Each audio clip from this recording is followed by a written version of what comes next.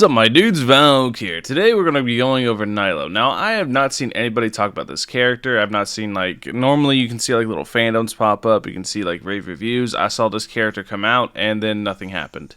So, that tells me she's probably not the best. I don't know exactly what she does. I know she revolves around dancing because I play a little bit of story. So, yeah, I know that she's the dancer character. And look, dance, dance, dance.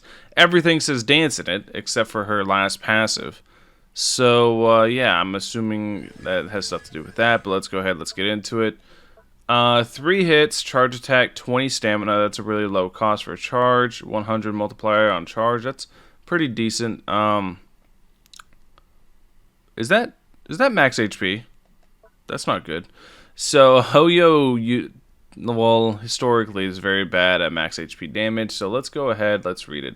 Dealing hydro damage to nearby opponents based on Nilou's max HP, so she enters a stance, converts her normal attack into hydro, and converts it to max HP damage.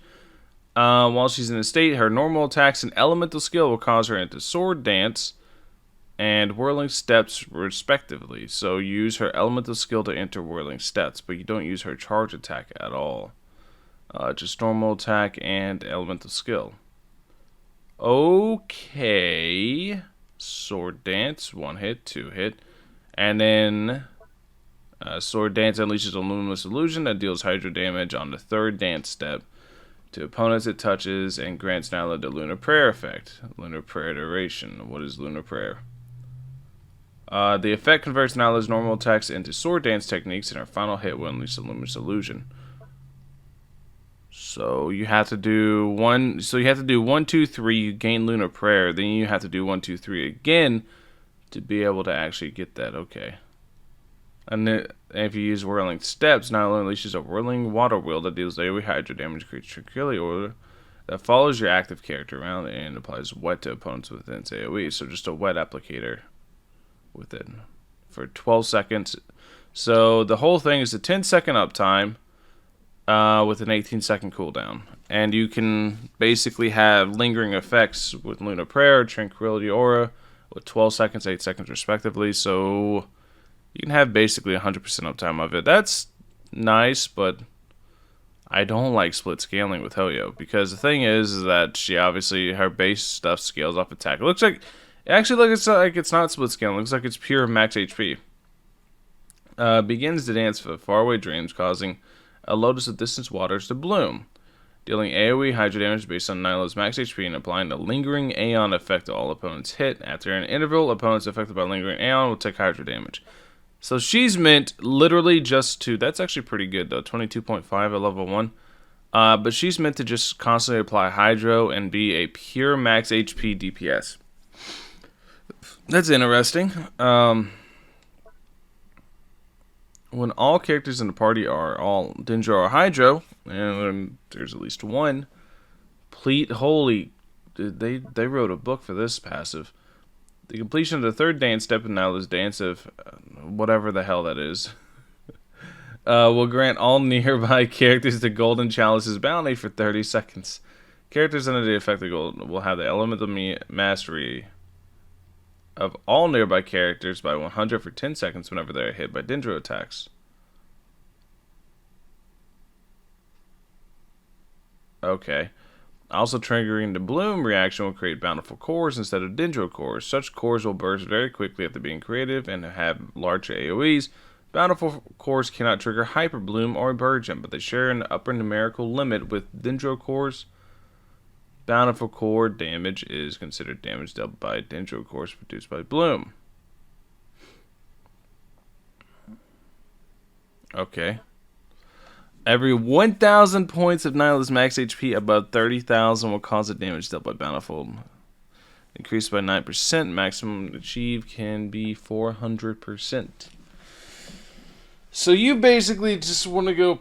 Alright, so she's not split scaling. She is pure HP. This is an HP DPS. That's interesting, but like I said, I haven't heard anybody talk about her, so I don't think she's that good. Luminous Illusion damage is increased by 65%. That's a pretty big increase.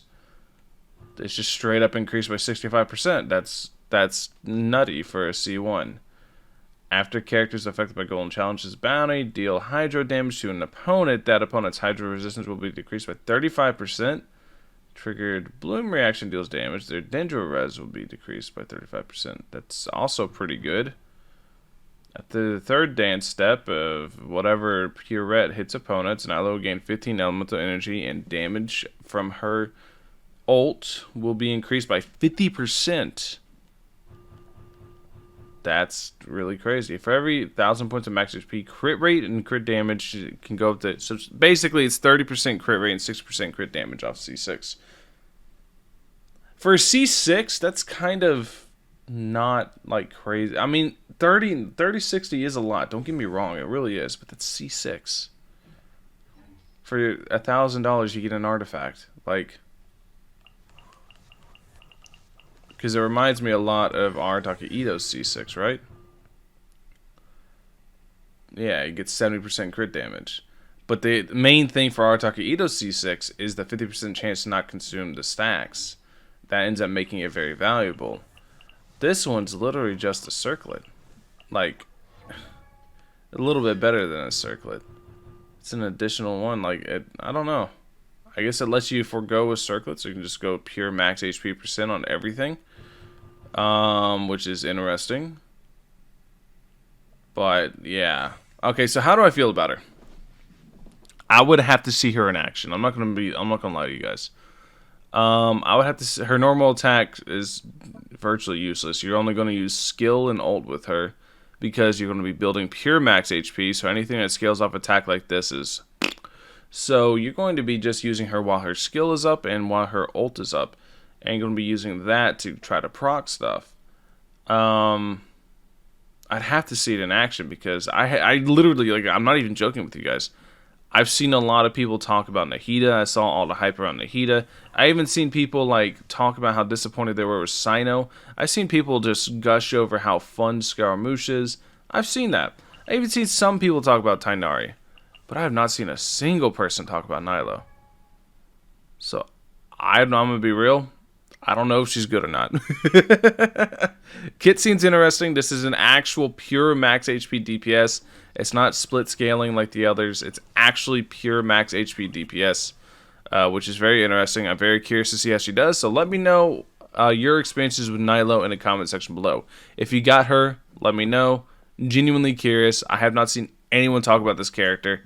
Thank you guys for watching. Catch you guys in the next one. Peace.